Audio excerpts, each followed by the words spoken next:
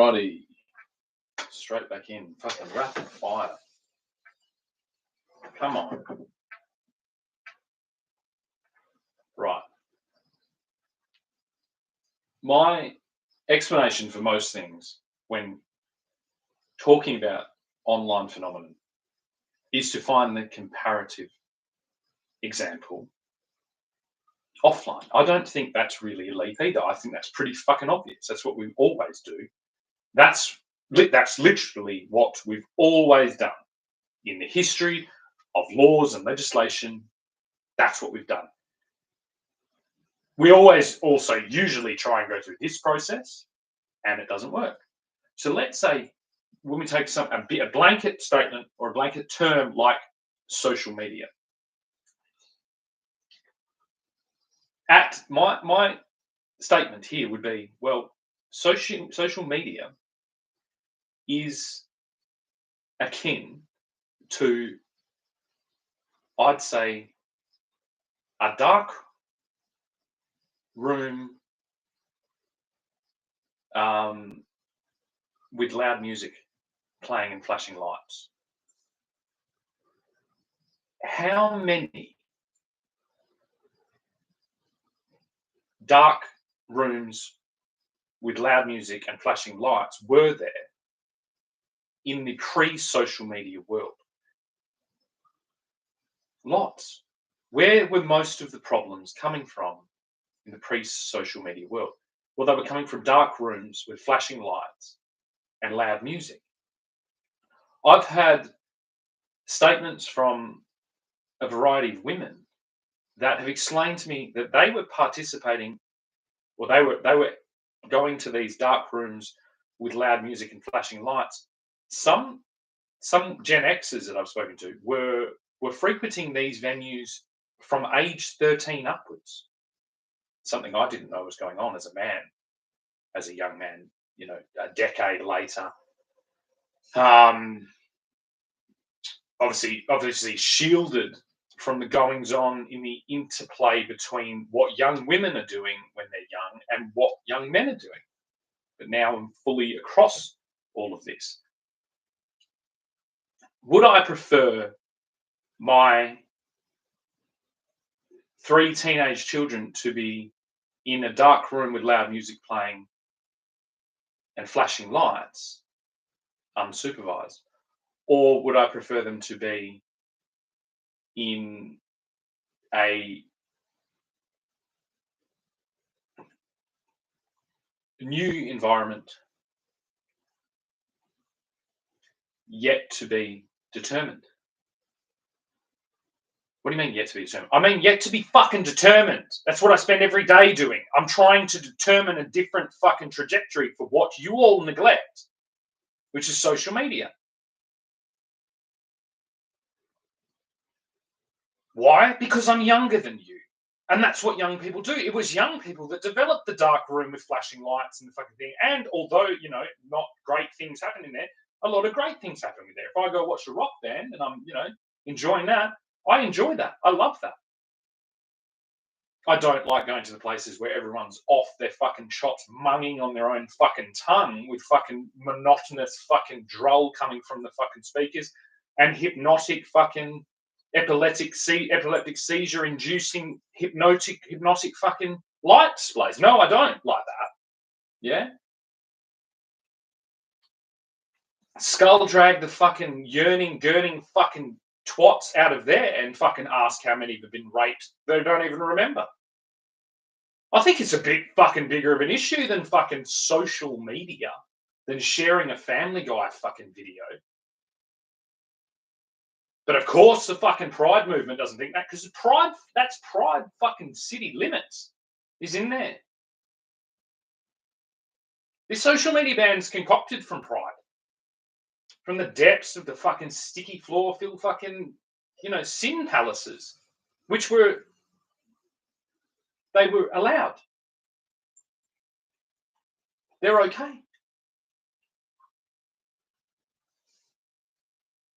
And it's not, it's basically, it's complete exposure. It's like the Pride basically went, let's expose on social media all these children to our fucking doctrine and then shut the door and open the fucking door to our fucking, elevated festival, gay fucking nightclub, fucking drug, fucking party fest. Yeah. Maybe if Albo was like the most charismatic fucking glow stick whistle in his fucking mouth, just legend, he could pull that off. But he's not. So it's ridiculous. Comparatively, it's a ridiculous fucking concept. The children, if allowed and supervised, and it's like, where's the supervision going to come from when all the parents are munged out fucking dope heads? Not smoking weed, pondering the in-depth fucking things of civilizational history and things like that, but just like chewing their own lips, fucking dressed in fucking nipple clamps. And do you know what I mean? Well, there won't be supervision.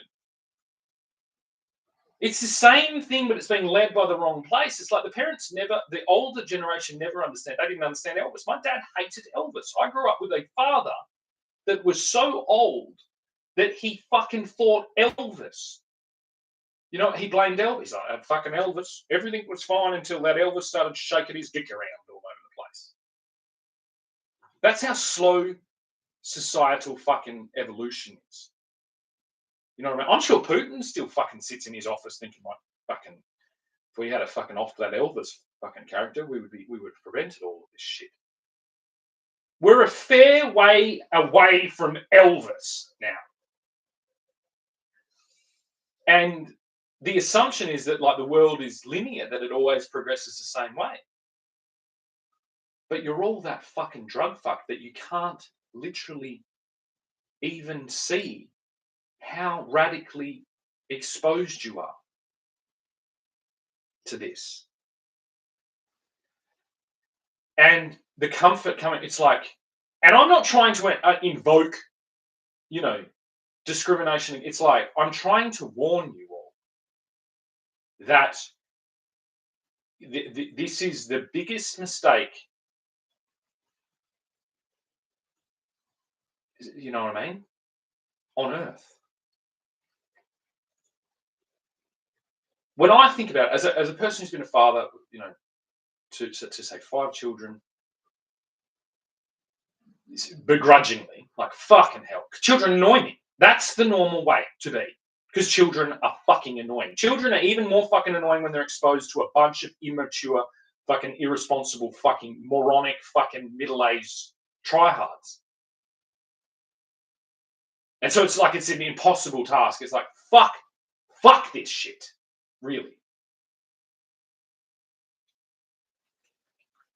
But to like responsibly supervise children, playing some imaginative game, like, by a game I mean like they're doing like this, like they're having like a Zoom meeting where they're like, oh, I'm going to do this, and I'm going to do, like, that's not much different than what I did as a kid, right? We would have like a clubhouse. That's the same. That's the same. Social media was meant to be about your friends. It's all of you that made it a fucking Rolodex for your fucking American psycho fucking false projection. Children don't have the American psycho false projection instinct yet, although you're trying to give it to them as hard as you fucking can. Children have friends. They could interact with their friends in a supervised, closed environment. That is accessible on the platforms known as social media. But no one else is really doing that. And anybody who tries to do that inevitably crashes into the realization that we are being lulled and lured into fucking Freddie Mercury Disneyland as fast and as fucking erratically as possible. Like, the fucking Prime Minister's just done a fucking huge line of coke and is scrambling his way to get to the fucking club.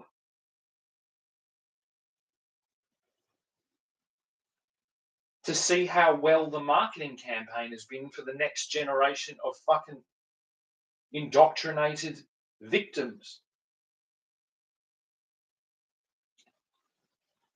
I can imagine him like sipping a little fucking glass and standing on the balcony of the gay bar and saying, "It's a good crop this year, isn't it? This is a good crop this year." While he's fucking, while he's whatever on the heterosexual fucking version is doing the same. It's a recruitment drive to debauchery. When you look at the timeline, lock them in their house, freak them out, expose them to fucking our ideology, get them fucking in the echo chamber of the social media fucking world, shut off anyone that's trying to actually just make it a meeting place, like to independently develop their social media. This is where I claim it's been solitary confinement, digital concentration camps, not social media, not anything like what we'd all think it was or thought it was. That's how they slipped it under the rug. And then shut the door off.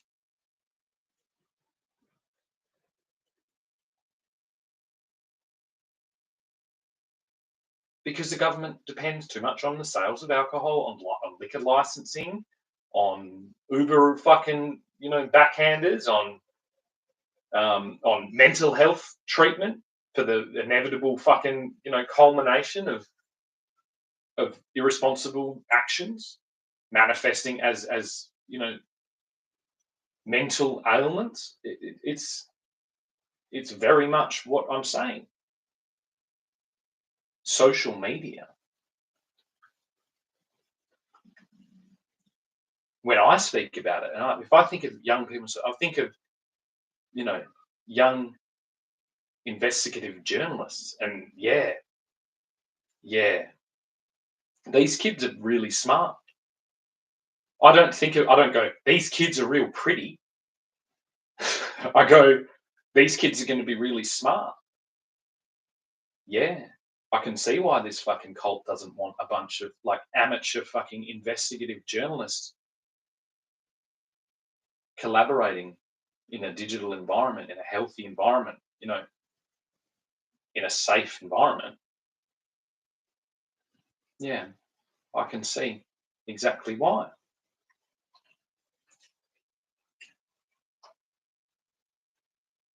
It shocks me that this is the revelation we're coming to. Albanese is the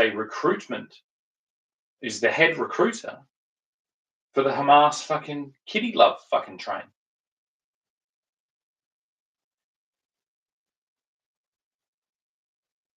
So our prime minister is Hamas. So kill him as quickly and as fucking, efficiently as we possibly can.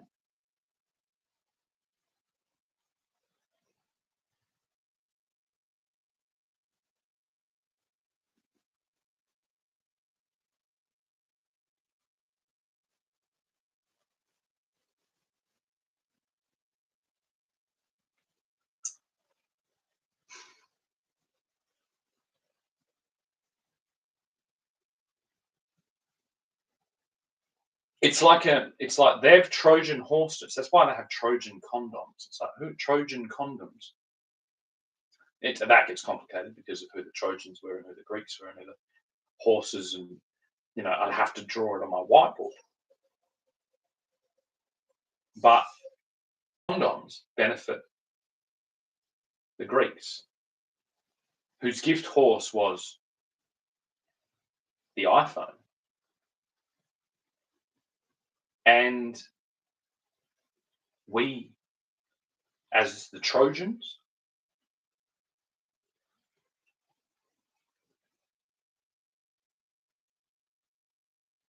know that.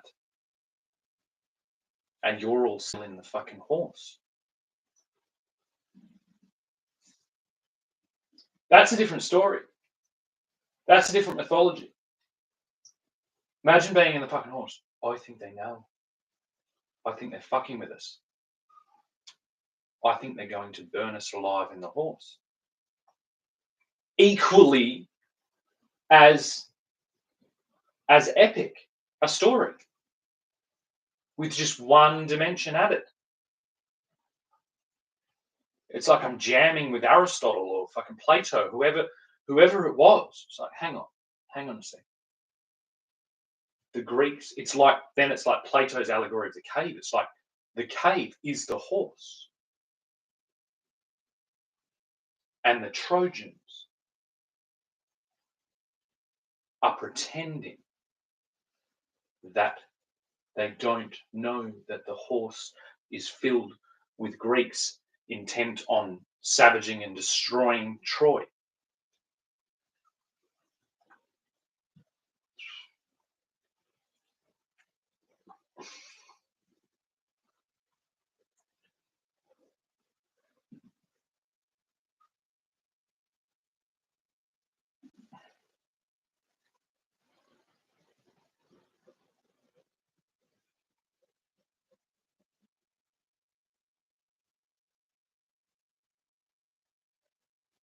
It sounds about right. So it's like as the days unravel from here, as the days emerge,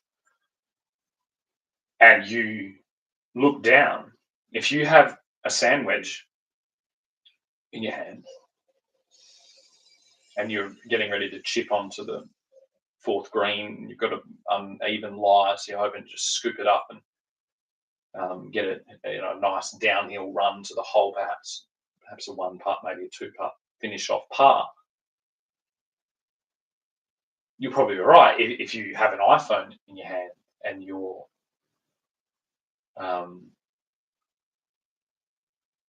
getting ready to jump out of a fucking horse.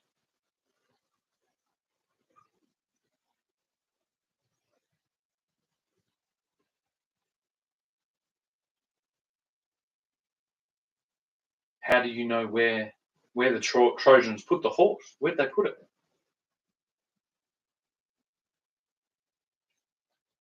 Oh, they put it in their lion's cage, in their lion's den. Then imagine that. That's even better than setting it alight. You're just in a fucking horse.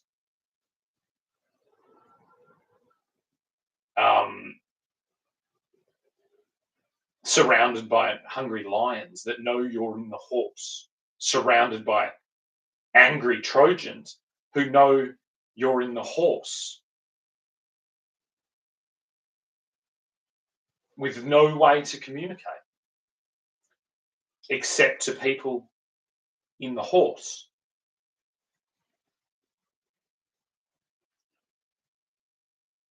It's the most anticlimactic thing because it's going to be a bunch of fucking Greeks saying, "Let us out of the horse, please. We're really sorry. Oh my god, we're so sorry that we did. We thought Trojans were stupid. Oh my god. Oh my god. My father told me that this would happen. Oh my god. I can't breathe. I can't breathe at all. This is not even enough oxygen. There's enough oxygen in here. There is enough. Don't worry, we'll get through this. They don't look that hungry. Oh my god. Oh my god, they're getting through the walls. Oh my god. Oh my god, this is so scary. I wish I wasn't in this horse. Ah! That's what I fucking can hear all around me.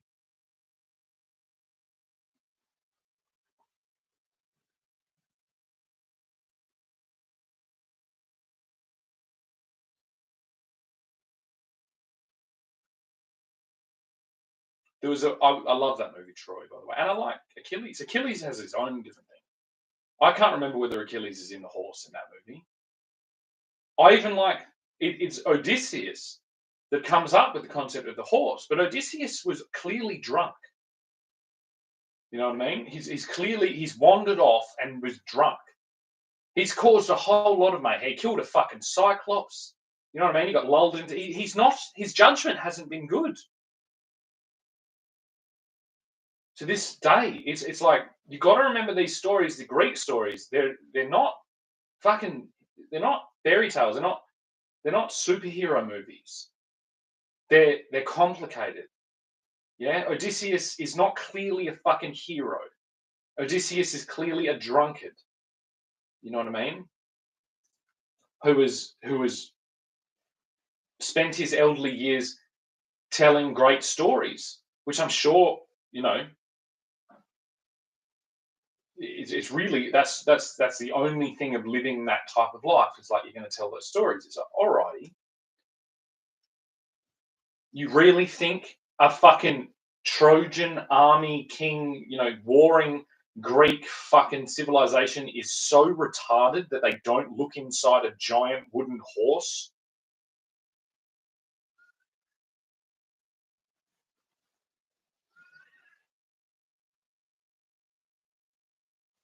And then it's like the great Achilles is knocked down by a fucking arrow in his ankle. It's like, holy shit, is in his fucking ankle? It's a warning against those who seek glory with novelty. Achilles in the form of, glory, but he's dead. The younger brother, played by Orlando Bloom, he's dead because he stole some other king's wife because he believed the glory of his fucking little, you know what I mean, was superior to a king and a kingdom. And it's like, and then he brought the thing. And it's like Helen of Troy, she's just fucking just wild, out of control little fucking minx, just fucking, you know what I mean? Gagging on that fucking young fucking Orlando Bloom dick. As so many cougars participating in all out, wonderful nightlife. So this effect is happening. It's just not Helen of Troy. I'm sorry to tell you. You know what I mean? And it comes down to, and I wish I can't remember his name, but it's played by Eric Bana. And I love Achilles, okay, because I have, I have that. I have a seeker of glory within me, and all characters in this are inspirational because they're all the characters are designed to just tickle the particular intricacies of each man in different ways, and then the way that those ingredients are assembled kind of will turn you into whatever. We need to be exposed to all of them. It doesn't mean it's a strategy for war. It was never about a strategy for war. It's a fucking story. But when I watched that movie, wonderful movie, with my youngest son, who has a very particular, um, who I have a very particular relationship with because he challenges me the most and he is the most independent. He's probably the most like me. And because I'm always conflicted with what I'm doing and always trying to check myself and balance myself out in this quest and this, um, self, whatever, reflection, self-reflection. We watched that movie and I asked him who he would be. And he told me he'd be the king of Troy. And I smiled because that's the only position there that is honorable, really, in a mortal sense. Achilles is playing a game we don't understand. Achilles is Greek Jesus.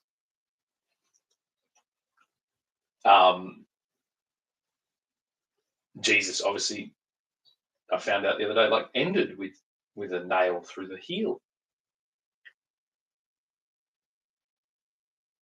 But the King of Troy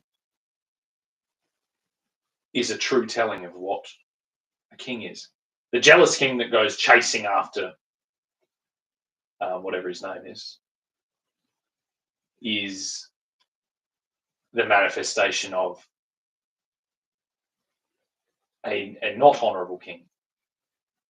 Any king that goes, sends his men to a different war to appease some other dictator's ambitions, and then for his own ego. It's not what I think. But it's like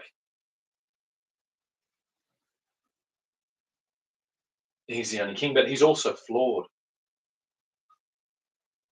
Um, I would have, I would have dropped Helen of Troy and my younger brother off the boat.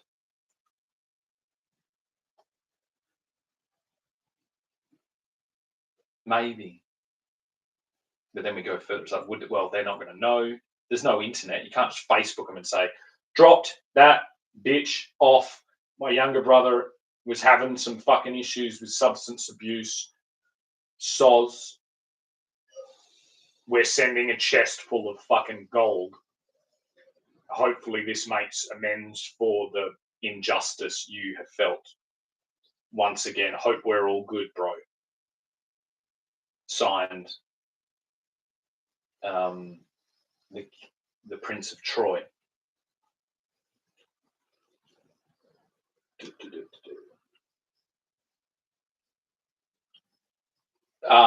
But that didn't happen. So it's all in motion. He had to get there. It's already too late. And it wasn't about that. It just opened up the door to that. It's like reckless young love, irresponsible lovers cause an opening to tyrannical kings defended by dutiful, responsible, by a dutiful, responsible king who does end up losing his brother and does end up dying, but by the hands of the greatest warrior known to man. So Achilles is seeking out his glory by killing a prince because he knows that as he is not fully mortal, that figure is his only worthy opponent. And although he doesn't ever mention that, there's an understanding of that. That it is the only individual that he meets with the respect of dialogue, with conversation.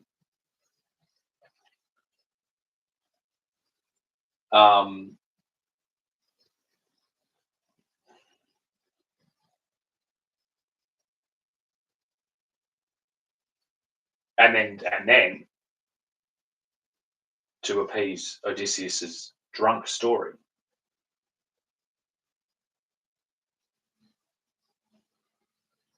Odysseus is the hero,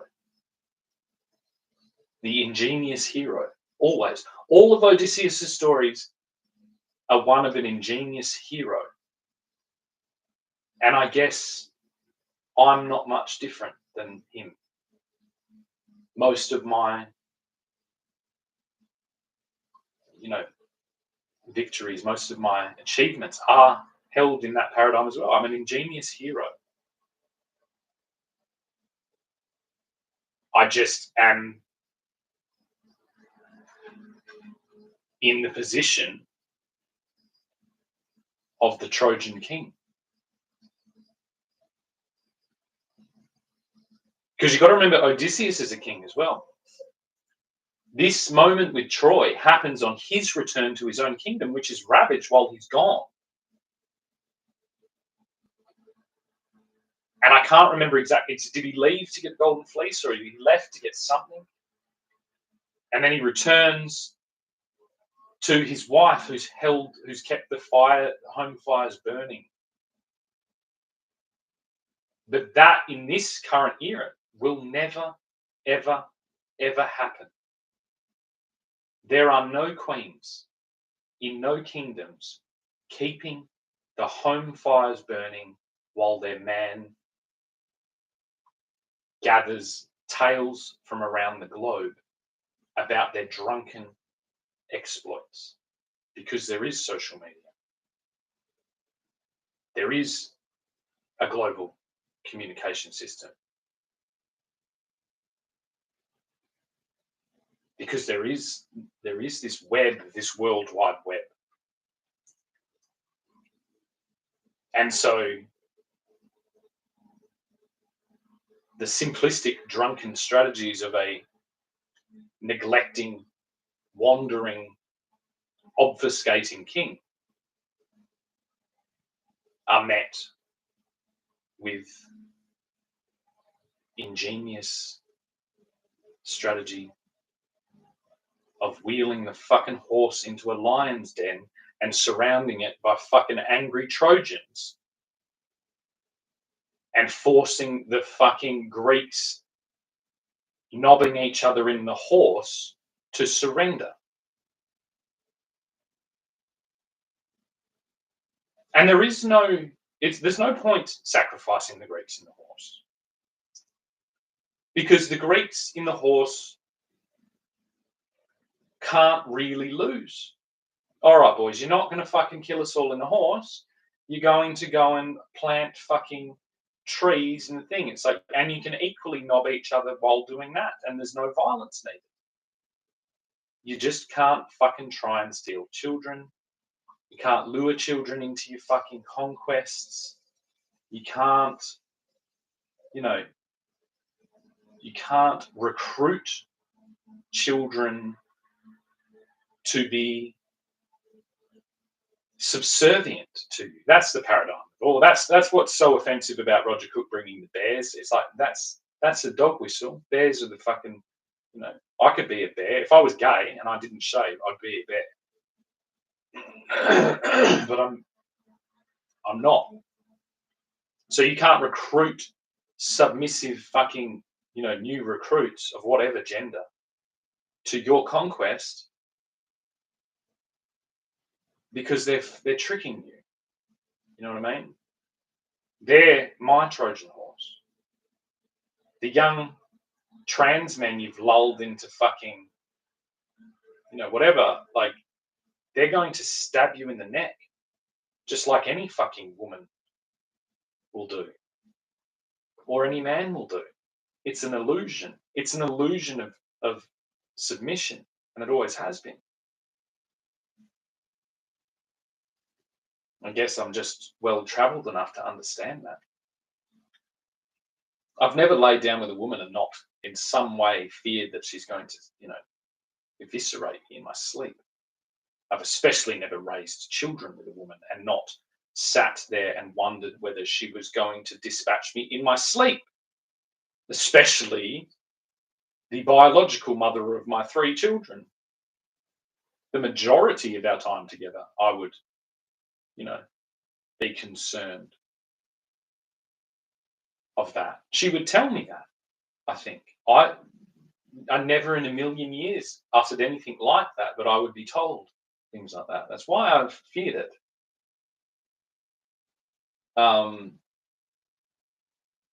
They never forgive you for what you inflicted on them. Especially after the second one. First one's a bit of a daydream. Second one, they really understand that you've inflicted them with a responsibility that is ridiculous. And see, the thing is like, I never forgot either that I inflicted you with that scourge of responsibility.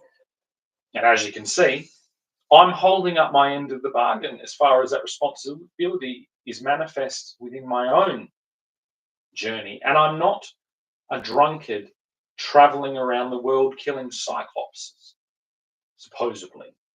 Killing cyclopses? What do you think that's a metaphor for? I slayed that cyclops. I can tell you what. We've got to remember we're in Greece. We're talking in Greek mythology here. There's only one thing that in Greek mythology slaying a cyclops could possibly mean from a,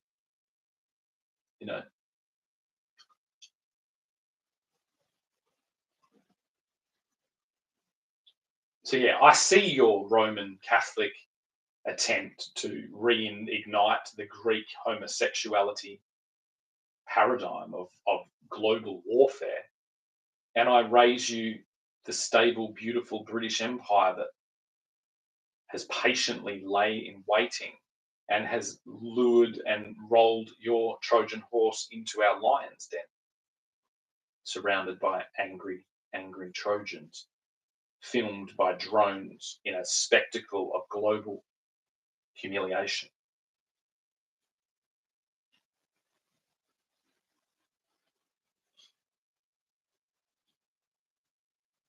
And I think there's only one way to finish it, considering this is all trying to take place on social media, is the little the little borders that everyone put in that said, "I'm proudly vaccinated." I basically want one of them that says, "Please let me out of the horse. I'm sorry."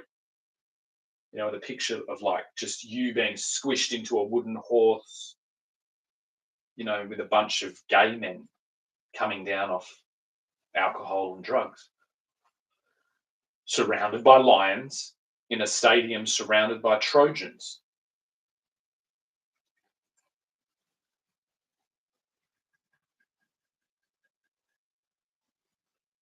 Yeah. Or something like that.